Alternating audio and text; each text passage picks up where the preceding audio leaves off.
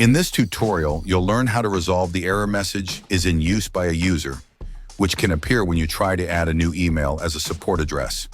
This typically happens if the email address was used to contact your support account before being added as a support address, or if email forwarding was set up too early.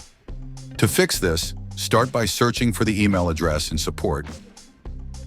Locate the user in the list and open their profile.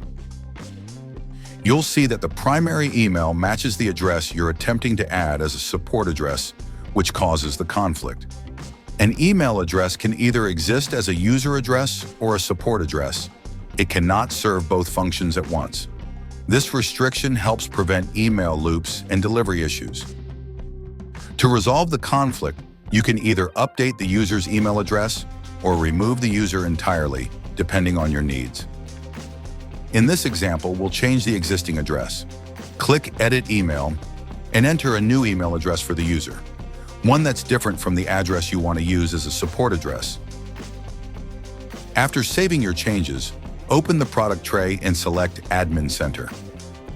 In Admin Center, go to Channels on the left and under Talk and Email, select Email.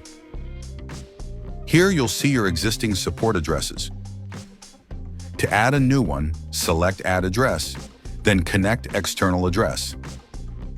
Enter the email address you'd like to use, and follow the prompts to set up email forwarding. Click Verify to confirm that forwarding is correctly configured.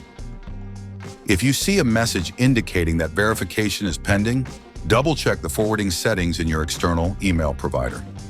Once verification is complete, your new support address will be ready to use. Thanks for watching.